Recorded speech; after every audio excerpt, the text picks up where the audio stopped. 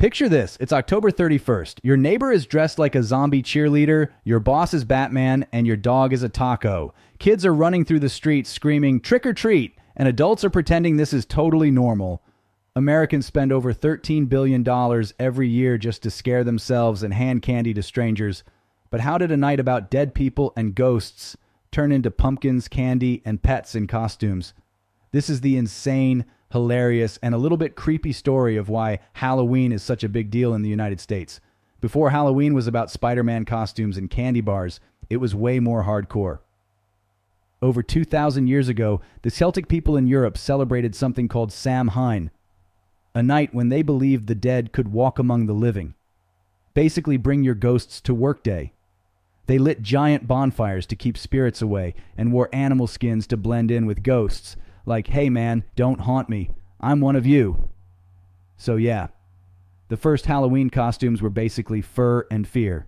Centuries later, Christianity took over and renamed the festival All Hallows Eve, which eventually became Halloween. They didn't cancel the ghosts, they just rebranded them.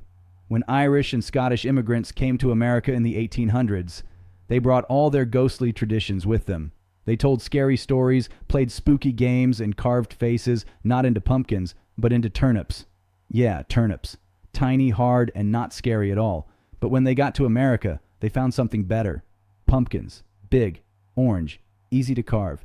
Basically the iPhone version of turnips. And that's how the jack-o'-lantern was born. It comes from an Irish legend about Stingy Jack, a guy who tricked the devil and was cursed to wander the earth forever, carrying a single glowing coal inside a carved-out turnip. When that story hit America, the turnip got a glow-up. Now it's a pumpkin lighting up every porch in the country, so when you see a glowing pumpkin on someone's porch, remember? It's not just decoration, it's a 2,000-year-old ghost story, then with better design. Early American Halloween was less about cute kids and more about chaos. By the 1920s, it was known as the Night of Misrule. Kids broke fences, stole gates, and flipped wagons just for fun.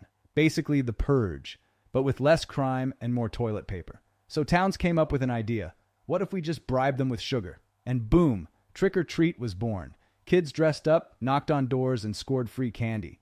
Adults realized giving chocolate was way cheaper than replacing windows. So yes, candy literally saved Halloween. Imagine if they hadn't thought of that. We'd still be carving turnips and throwing eggs at each other. You can't talk about Halloween without scary stories, and America loves them. One of the first big ones came in 1820, The Legend of Sleepy Hollow. It's about a teacher named Ichabod Crane, chased by a headless horseman through a dark forest. Spoiler, they never find him. Only his hat and a pumpkin. Even today, the real town of Sleepy Hollow, New York, celebrates that legend every October. Then there's Salem, Massachusetts.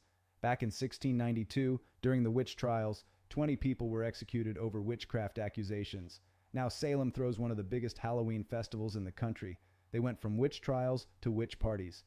Talk about a rebrand. From folklore to film, from tragedy to candy, America turned fear into entertainment. We don't just survive our nightmares, we monetize them. Today, Halloween is pure chaos in the best way. Over 70% of American households hand out candy every year. Families spend hundreds of dollars on costumes and decorations. And yes, pets join in too. Americans spend over $700 million a year just on pet costumes. Dogs dressed as superheroes, cats dressed as pumpkins, and someone, somewhere decided their goldfish should be Dracula. Neighborhoods compete for who can make the scariest house. Theme parks run all-night horror events. And every brand in America drops something pumpkin spice flavored, even dog treats. Halloween has basically become a national sport. And if you're that one house giving out raisins, just know you are the true villain of Halloween. So why is Halloween so important in the U.S.? Because it's the one night where everyone gets to be whoever they want. A hero, a villain, a vampire, a slice of pizza.